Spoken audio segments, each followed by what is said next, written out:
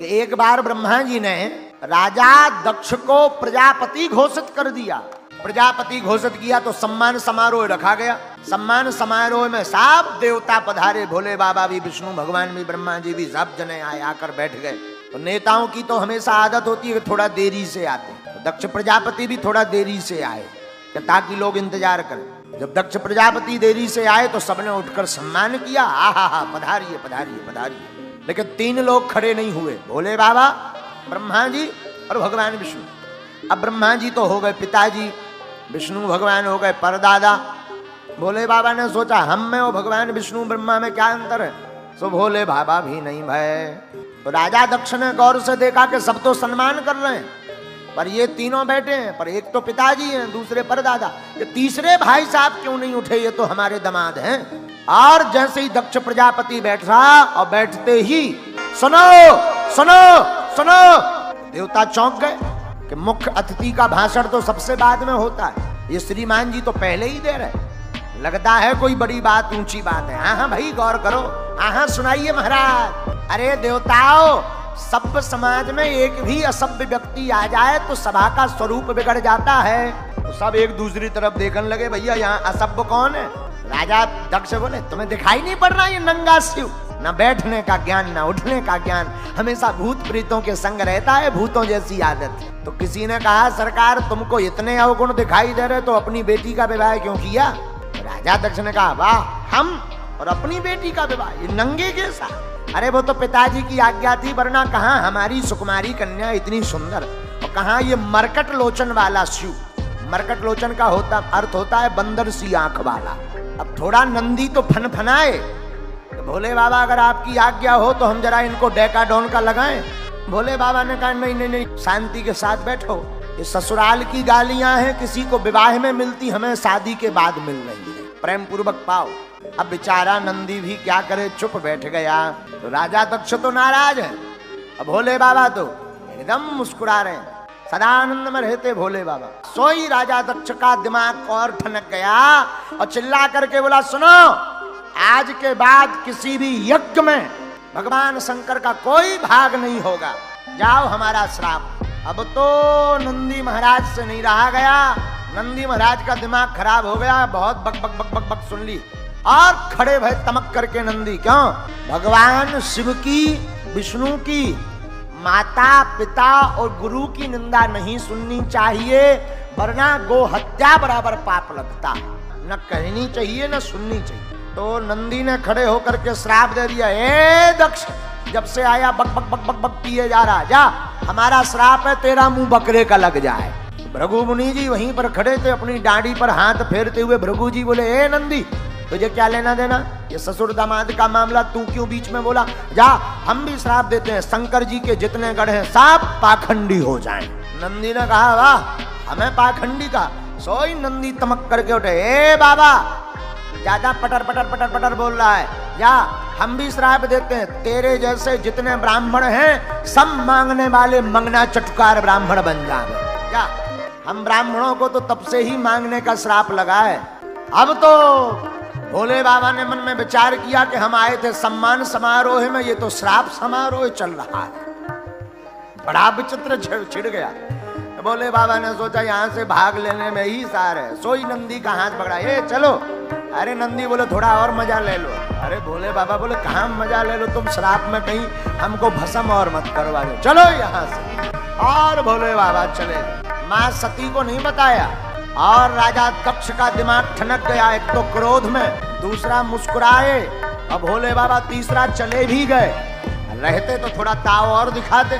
तो राजा दक्ष ने एक यज्ञ का आयोजन किया, सबको न्योता दिया, पर भोले बाबा को नहीं दिया। आखिरी यज्ञ इसीलिए रखी थी कि भोले बाबा को नीचा दिखाएं।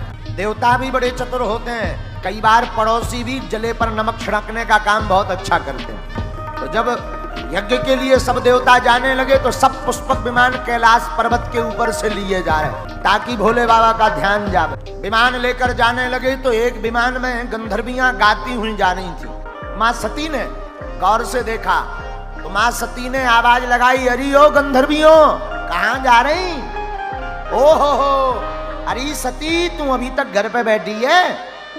तुझे पता ना है तेरे पिताजी ने कितने बड़े यज्ञ का आयोजन किया है? ओ हाँ हाँ पता है, तुम चलो चलो चलो, मैं अभी आई। झूठ बोल दिया। माँ सती भोले बाबा के पास आई तो माता सती चरणों को दबाने लगी। भोले बाबा बोले, देवी जी आज बड़ी सेवा हो रही, क्या कारण है? तो सती ने कहा, महाराज ये तो हमारे धर्म पत्नियों का धर्म है, पति के चरणों की सेवा करना। देवी जी क्या कारण है? सती माँ ने कहा, जरा शब्दों पे गौर करना। हे भोलेनाथ स्वामी, आपकी ससुराल में आपके ससुर जी ने एक सुंदर यज्ञ का आयोजन किया। देवी कोई चिट्ठी पत्र आया? महाराज आया तो नहीं है, पर डाक गड़बड़ा गई होगी, वहां से डाक तो चली होगी, गड़बड़ा गई होगी। नहीं नहीं नहीं नहीं नहीं, आज तक जो छिपा कर रखी थी वो बताई, वो है सम्मान समारोह वाली। और भोले बाबा ने कहा, जिस घर में जाते ही आपको देखकर प्रसन्नता ना हो, ऐसे घर नहीं जाना चाहिए, चाहे सोना बरस रहा हो। लेकिन सती नहीं मानी, गई, कथा सबको पता ही है, शरीर त्याग दिया, आवेश में गुस्सा में श्राप दे दिया और शरीर सती ने त्यागा। नारद जी ने सारा वृतांत भोले बाबा को सुनाया। बाबा, मां सती ने प्राण त्याग दिए। हो बाबा विश्वनाथ के मन में क्रोध भर गया और एक जटा निकाली और एक बाल निकाल करके जमीन पर पटका। विशाल काय शरीर लेकर के एक गण प्रकट हुआ, वीरभद्र भगवान की। हे वीर, जा तेरा कल्याण हो। नाम पड़ गया वीरभद्र। जाकर के राजा दक्ष के यज्ञ में खबर लो जरा। वीरभद्र ने भूत प्रेतों को लिया और भूत प्रेतों को लेकर के चला वीरभद्र। विशाल काय तूफान आता देख राजा दक्ष डर गए। तब तक भृगु जी ने कहा, भाई ये तूफान कैसा? किसी देवता ने कहा तूफान नहीं है, ये भोले बाबा का कोप है। भोले बाबा नाराज हो गए और वीरभद्र ने जैसे ही यज्ञशाला में प्रवेश किया तो देवता भागने लगे। वीरभद्र बोले, भाग के कहां जा रहे, जरा यज्ञ का प्रसाद तो खाकर जाओ, बिना पंगत पाए मत जाओ। सब देवताओं को बांध लिया और देवताओं को बांधा तो वीरभद्र बोले, बताओ गणों भूत प्रेतों क्या करना है? तो जो गण पहले आए थे वो बोले, सरकार ये जो पूखा देवता है ना, पूसा देवता, जब हम पिट रहे थे ये बड़ी दांत दिखा रहे थे 3200। अच्छा हाँ, एक मुक्का बनाया वीरभद्र ने, उनके 3200 स्वाहा कर दिए। ले और बताओ। गण हाथ जोड़ करके बोले, सरकार ये जो भग देवता है ना, जब हम पिछली बार आए थे, जब माँ सती प्राण त्याग रही थी, तब ये बड़ी लंबी लंबी बड़ी बड़ी आंखें चला रहे थे, पटर पटर। अच्छा हाँ, वीरभद्र भगवान ने 2 अंगुरियां ली, 2 ही घटा निकाल रहे। हेलो जाओ महाराज। हाँ, ये जो दाढ़ी वाला बाबा है ना भृगु जी, ये जब हम पिट रहे थे बड़ी दाढ़ी पर हाथ फेर रहा था। अच्छा, वीरभद्र भगवान ने खट्टी दाढ़ी पकड़ी, एक झटका मारो, पूरे क्लीन सेव हो गए, साफ हो गई दाढ़ी। अब तो आनंद होगा। कहा जजमान जी कहाँ है भैया?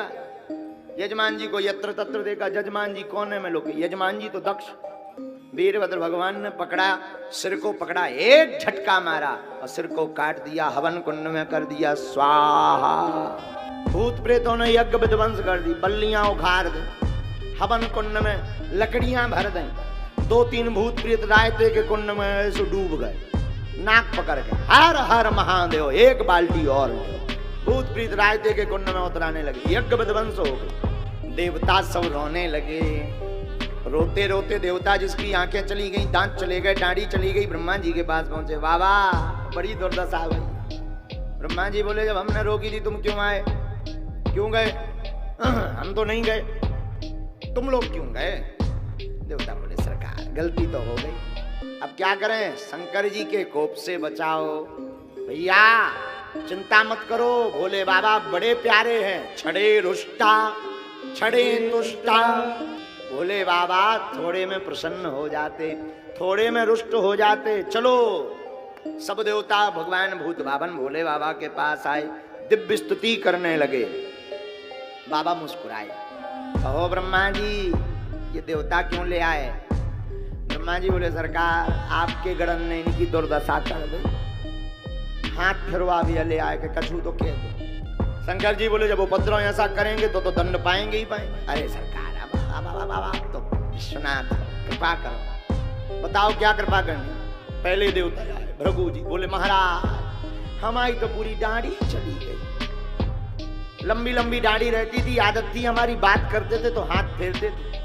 अब काय में हाथ फेरे?